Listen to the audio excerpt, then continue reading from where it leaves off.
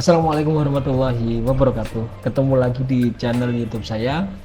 Kali ini saya pengen sharing tentang topik yang juga cukup menarik ya, yang itu sering muncul di pembahasan-pembahasan di grup Facebook atau mungkin di grup WhatsApp gitu ya, dari pengendara Polytron Fox R atau pengendara motor listrik, yaitu perlunya tangan ini sekolah. Banyak yang juga nanya, apa sih maksudnya tangan sekolah itu, maksudnya apa sih gitu. Nah, ini saya ingin coba sharing minimal dari pemahaman saya ya, pengalaman menggunakan motor listrik, dan akhirnya saya pelajari, oh maksudnya tangan sekolah itu ini loh.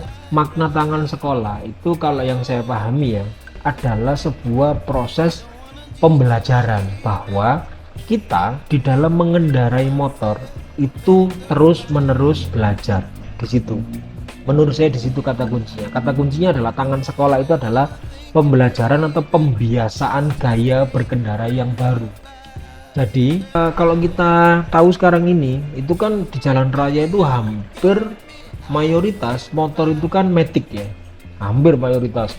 Entah itu Honda Beat, Mio gitu ya, mungkin NMAX dan seterusnya. Jadi dari yang skuter matic cc kecil sampai yang maxi skuter gitu, jadi skuter yang bongsor-bongsor gitu, NMAX, BCX, X-Max gitu ya, ADV, Aerox, jadi yang gede-gede gitu. Itu kan kita lihatnya sekarang. Tapi kalau kita tarik di pertama kali dulu Matic itu datang ke Indonesia, itu seingat saya, koreksi kalau saya salah ya, itu saya pertama kali tahu teman saya naik motor Matic itu ketika kelas 2 SMA, yang mana itu berarti sekitar tahun 2000. Dia bawa motor matic. Biasanya itu motor saat itu ya di Indonesia berarti tahun 2000 ke bawah, jadi sebelumnya itu motor ya, kalau nggak motor bebek ya motor, kita nyebutnya motor laki ya. Motor laki itu yang kopling itu, baik yang sporty maupun yang tidak gitu ya.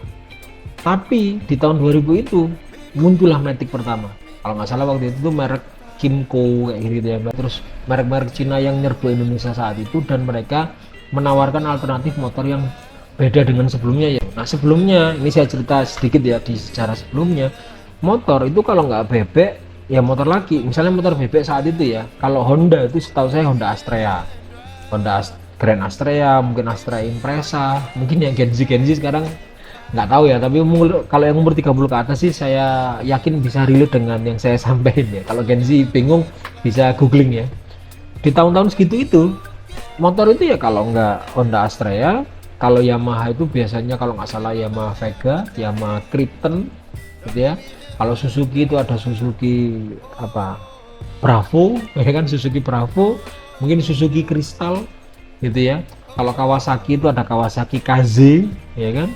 Saat itu motornya begitu, jadi bebek dengan persneleng, makanya nggak disebut matic ya, karena pakai persneleng 1, 2, 3, 4 kan begitu.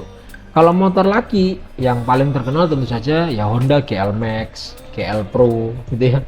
Kalau Suzuki itu Suzuki RGR gitu ya, yang agak sporty begitu. Jadi motor ya itu, jadi saat itu mungkin tahun 2000 ke bawah, jadi mungkin tahun 1900-an sampai 2000 itu motor ya itu gitu. Nah, orang terbiasa dengan nyetir motor dengan pakai gigi ya kan, pakai gigi tuh. Ketika pakai gigi, apa yang terjadi? Sensasi berkendaranya adalah spontan. Jadi ketika gigi satu masuk, mungkin teman-teman kalau masih inget ya, kalau gigi satu masuk itu kan ada kayak jeglak gitu ya. Nah itu kan sebenarnya perasaan sensasi spontan itu, sehingga ketika digas itu langsung tarikannya itu langsung kenceng kalau motor dengan persneleng ya, baik bebek ataupun motor laki kopling ya. Nah, sehingga ketika pertama kali matic itu datang, orang kaget, ini apa nih, kok nggak ada giginya. Bahkan sering jadi olok-olokan ya, laki-laki sejati itu ya nyetir pakai gigi dong, masa matic ompong itu nggak ada giginya, kan jadi olok-olokan begitu. Apalagi saat itu motor matic yang datang ke Indonesia adalah matic Cina yang cc-nya masih kecil. Sudah memotor matic jenis baru, cc-nya kecil, dipakai itu tarikannya nggak bisa seperti persneleng yang spontan ditarik itu bisa gasnya spontan. Ini kalau ditarik itu langsam gitu, bahkan cenderung berat Digas itu gitu baru jalan gitu, merek-merek Cina gitu ya, sampai akhirnya pabrikan Jepang itu juga masuk ke pasar Matic gitu. Makanya kita akhirnya kenal Honda itu ada Honda Beat gitu ya, ada Yamaha Mio, terus mungkin ada ya sampai hari ini nih, sampai hari ini kita mengenal Matic-Matic yang canggih hari ini. Tapi apa yang terjadi saat itu? Tangan perlu sekolah gitu. Jadi peralihan dari motor bebek dan kopling lalu ke motor matic itu, di situ ada titik di mana tangan itu perlu sekolah karena karakternya beda. Kalau motor persneleng bisa spontan, digas itu kenceng. Kalau matic digas itu langsam, jadi tarikannya itu tidak seperti bebek, tapi seiring berjalannya waktu teknologinya makin canggih, CVT-nya ya, itu lebih canggih gitu, sehingga sekarang ya matic ya tarikannya bisa lebih bagus dan bisa kenceng juga, apalagi yang cc-nya besar. X-Max itu 250 cc, bahkan lebih gede cc-nya daripada CBR 150 kan, jadi makin canggih. Tapi teman-teman jangan lupa, di awal kemunculan matic tangan juga perlu sekolah gitu loh. Artinya apa? Perlu pembiasaan, perlu pembelajaran gitu ya. Dan jangan lupa, baik itu bebek, motor kopling, motor matic, semuanya adalah motor berbahan bakar bensin, pakai mesin. Mereka hanya berbeda di sistem transmisinya saja, tapi tetap pakai mesin, tetap pakai bensin, yang itu berbeda sekali dengan karakter motor listrik. Nah ini kan gitu ya, jadi teman-teman bisa memahami ya maksudnya ya. Ketika bebek ke matic perlu belajar, sekarang ketika motor matic menjadi penguasa jalanan, kita jauh lebih sering melihat motor matic di jalanan daripada motor bebek dan motor kopling. Lalu muncullah motor listrik, pasti juga terjadi pro dan kontra. Pasti itu kan alamiahnya sebuah perubahan ya. Pasti ada yang mengikuti, pasti ada yang resisten. Mungkin yang resisten juga lama-lama mengikuti juga gitu ya. Karena disitulah perlu proses belajar gitu, perlu proses sekolah. Kenapa? Karena karakter motor listrik dan matic bensin beda.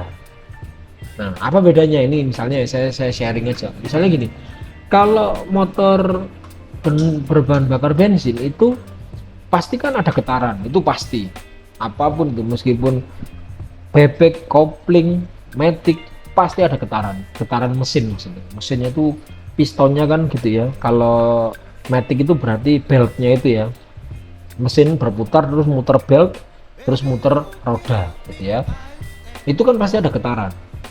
Motor listrik nggak ada getaran, paling ketika BLDC pertama kali muter itu berasa ada suara atau getaran, tapi begitu jalan 5 km per jam ke atas sudah hening, senyap.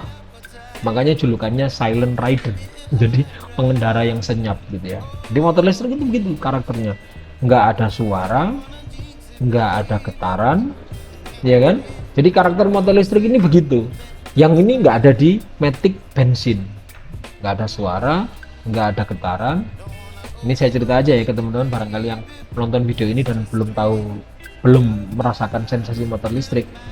Tanpa suara, tanpa getaran, tentu saja pasti tanpa asap. Terus yang keempat, dia itu punya karakter tanpa engine brake. Nah ini yang menarik nih. Kalau motor mesin berbahan bakar bensin itu pasti ada engine brake. Engine brake itu pengereman karena mekanisme mesin gitu. Jadi mesin itu kan ketika digas dia bekerja, ketika gas dilepas itu dia kan berhenti. Nah itu ada ada, ketika kita naik motor bebek atau kopling ada gitu. Itu kan sebenarnya engine brake tuh. Dan engine brake itu di motor matic juga masih ada walaupun lebih kecil. Banyak itu yang bahas tuh. Makanya kalau turunan, kalau motor berpersneleng itu lebih enak karena dia bisa mengendalikan engine brake-nya. Kalau motor matic yang bensin itu juga bisa dikendalikan dari jangan sampai gas itu kosong, karena kalau gas itu masih sedikit digas itu engine brake masih ada. Motor listrik nggak ada sama sekali, nggak ada engine brake. nggak ada engine brake ini membawa implikasi ya positif negatif juga ya. Positifnya adalah, nah ini kalau dipakai nyetir dengan tangan yang sudah sekolah, kita akan bisa mencapai jarak yang jauh tanpa harus ngeluarin energi baterai. Jadi akhirnya perlu pembiasaan, gitu, perlu pembelajaran. Nanti saya ceritain. Tapi juga ada negatifnya kalau turunan lumayan kerja rimnya gitu ya. Kecuali kita mengoptimalkan fitur cruise control. Tapi cruise control kita bahas lain waktu ya. Jadi intinya ada begitu, tanpa suara, tanpa getaran, tanpa asap, nggak ada engine brake gitu ya. Dan yang kelima, nah ini karakter Mollis yang mungkin teman-teman juga perlu tahu, ada yang namanya regenerative braking. Jadi yang menarik di motor listrik adalah kalau teman-teman ngerem braking, rem teman-teman itu akan bisa juga energinya dikonversi untuk ngecas. Jadi kalau kita di turunan yang panjang itu kita banyak ngerem kan pasti ya, tentu dengan teknik yang tepat ya, jangan sampai remnya panas. Tapi setiap rem yang kita lakukan, braking yang kita lakukan itu menghasilkan cas terhadap baterai. Nah ini nanti saya ceritakan satu-satu ya, apa kira-kira implikasinya. Tangan ini perlu sekolah untuk menyesuaikan dengan karakter Mollis yang seperti ini, motor listrik yang seperti ini.